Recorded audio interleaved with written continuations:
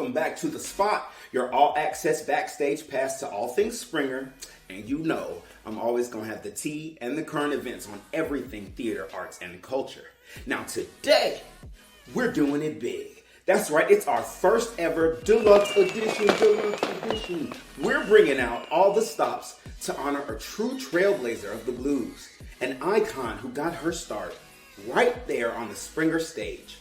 That's right, I'm talking none other than Gertrude Pridgett herself, better known as Ma Rainey. When we learned that Ma Rainey's Black Bottom, a play written by Pulitzer Prize-winning playwright August Wilson, was being adapted into film, we knew we had to get an exclusive. So, we sat down with a few of Ma Rainey's biggest admirers. Mr. Fred Fussell, the curator of the Ma Rainey Museum of the Blues. What is it that attracted you to Ma Rainey? Was it her story? Was it her connection to music? Well, it was both of those things, and the fact that she was such a character. Yeah, she was something. Mrs. Florine Dawkins, chairman of the Ma Rainey Museum of the Blues. Okay, you see who you have in the background? Yes, I do. That's perfect. Right that there. painting was done by Dr. Gary Pound, a local artist here in Columbus. And the Springer Opera House's very own producing artistic director, Mr. Paul Pierce. So I've been in Columbus 33 years now. Ma Rainey was one of the first people that I sort of explored. The Ma Rainey House is a museum in Columbus, Georgia, Ma Rainey's hometown, dedicated to the blues pioneer. And it has a history almost as fascinating as its honoree.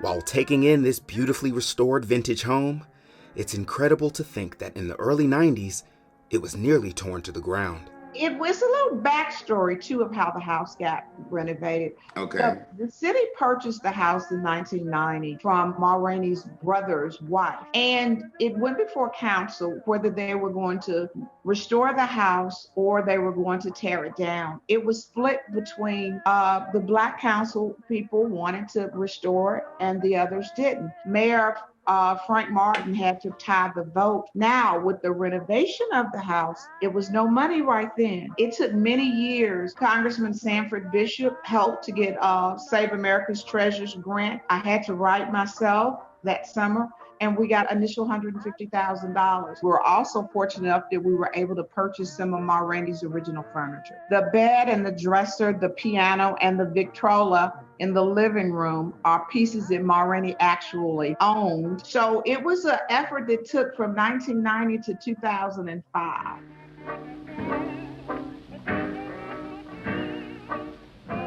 Before we get into the meat of the show, let's take a detour and show you how the Springer honors Ma Rainey and all who've graced that very stage.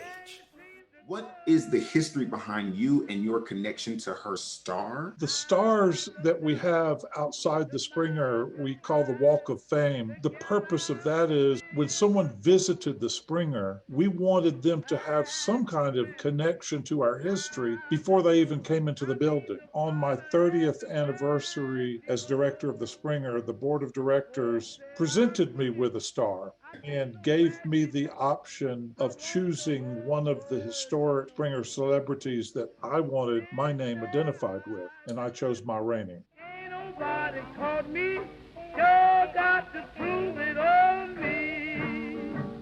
Went out last night with a Despite some confusion surrounding her birthplace and date, most historical documents listing her birth as occurring April 26, 1886 in Columbus, Georgia, while others list her birth as September 1882 in Russell County, Alabama.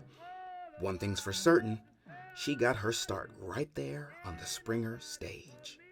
She was a young girl here in Columbus in the segregated South. At first, just being this little hometown girl, she watched live shows that came through Columbus, and some of it was vaudeville. It could sometimes be a circus, and they bring this magic to my town. I think that that's where she started, and ultimately, she performed live for the first time at the Springer Opera House when she was about 13. It was a talent show, really, and it was called A Bunches of Blackberries. kids because the children, they were Black children. 4 years later, she knew she wanted to be a singer. Her opportunity came when a traveling minstrel show came to town, and William Rainey was in the show. The man that she ultimately married was an older man, and he went by the name of Pa. So when they began to perform together, they were Ma and Pa Rainey, assassinators of the blues. She took